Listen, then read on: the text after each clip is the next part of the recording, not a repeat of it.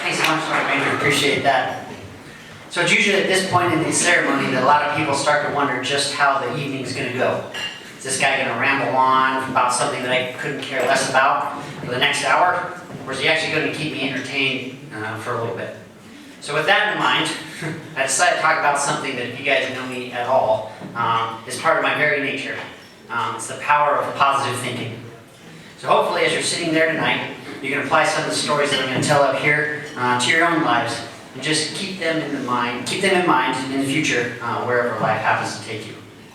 So while it may sound a bit cliche, but using positive thinking to accomplish a goal is the first thing I'm going to talk about.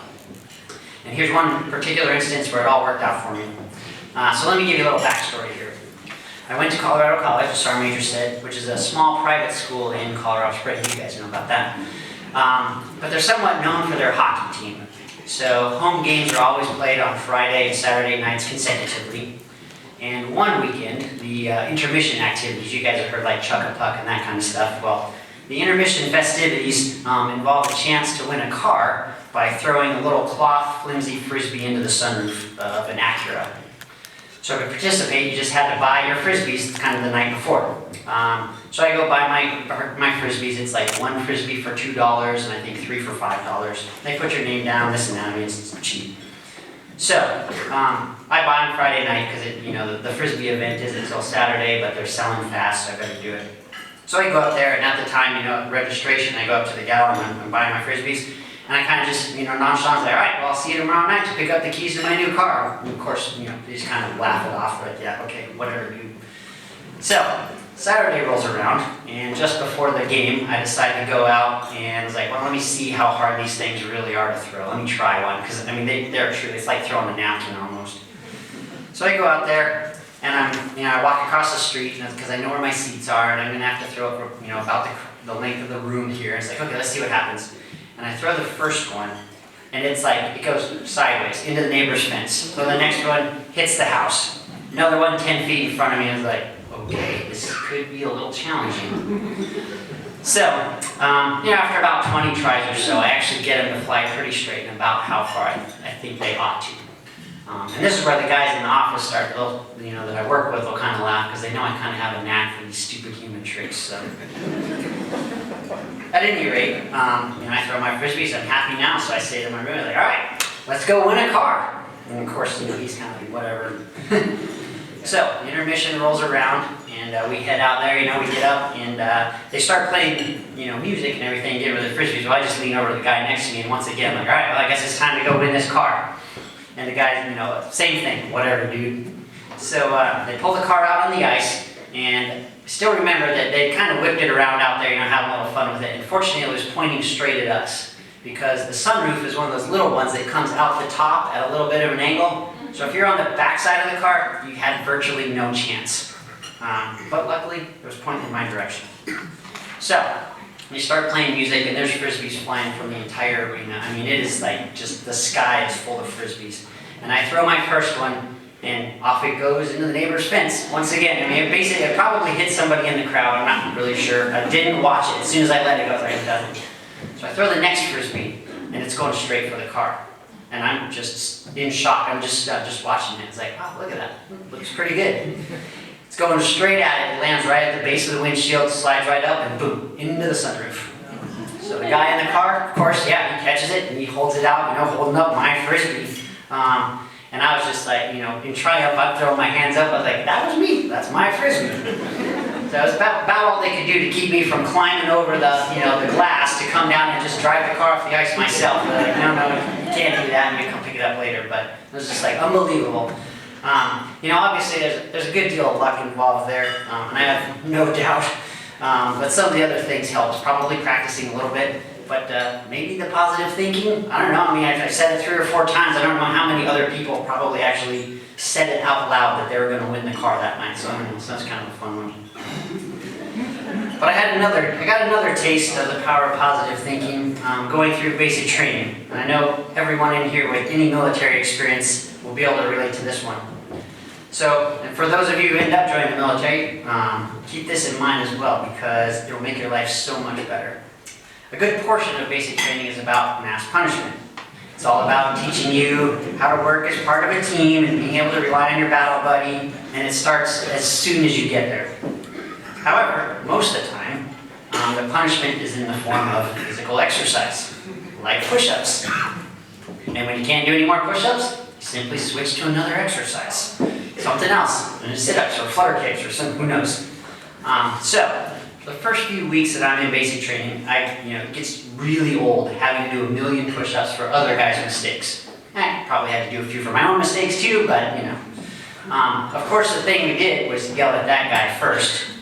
But eventually, we learned to kind of look out for and cover for one another. We were actually starting to learn to work as a team. But it really didn't get any easier having to do push-ups for the other guy until I was finally able to change my perspective just a little bit. So here's the secret that worked for me. I finally realized that all these extra push-ups I'm doing and sit-ups and everything else was really just helping me become more physically fit and better prepared for the final PT test, which is something you have to pass. So all of a sudden, all those extra push-ups and everything meant as punishment were actually a blessing. And helping me reach a goal of getting out of basic training and moving on to start my military career. So with that simple change of perspective, my life for the rest of basic training was so much easier. Every time, they had me do push-ups, I was like, okay, here we go, getting better, all right. And that really made a big difference. So I will put it to you guys to try that the next time you're somewhere you don't want to be. Try to see the value in what you're doing, no matter how bad it is, and it may help you in the long run. A lot of times you can still get something out of it and learn stuff in the long run. So our former coach with our team, actually, Tom Tamus, he would put it this way. In fact, we used to have a sign in our office that just said thank you. He just hung it up one day, kind of let us try to figure out what it meant, but basically for us it was thank you for this opportunity for mental training.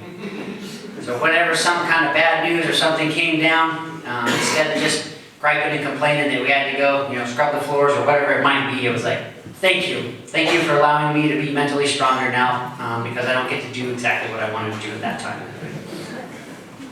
So, because accepting things for what they are and seeing the value in them is the nature of positive thinking. So my last story here relates to shooting. And once again, it can be applied to many different situations. In 2002, I was trying out for the World Championship team in running target. That's a shooting event that was taken out in the Olympics after 2004. Well, the 10-meter tryouts really did not go well, but we still had 50-meter. So, however, only the winner in each event would make the team. And in 50-meter running target, there were two events. One was called the 30 by 30, and then the mixed run event. So after the 30 by 30 event, I was tied for first with a 2000 Olympian. So naturally, like all of our events, we had a shoot-off. Back then, we're shooting on paper targets, kind of just integer points, so our shoot-off was just full score. We both shot 97s the first time in the shoot-off. So, shoot off again. One interesting thing on this event is, each person shot once, so one guy would shoot first and then the other guy had to shoot, so it's you knew exactly what you had to do, so that was kind of interesting. But, so this time, he goes up, he shoots a 96. So I know what I need. I'm on my last shot. I need a 10 for a 97 and the win and, earn my trip to Finland for the World Championships. Well, on running target, for those guys that probably not too many of you know what it is, you have actually a scope that calculates the lead on the target for you. And there's two posts in it that kind of stick up. So depending on which way the target's moving, you use one post or the other. Pretty straightforward because you actually follow the target across a little opening.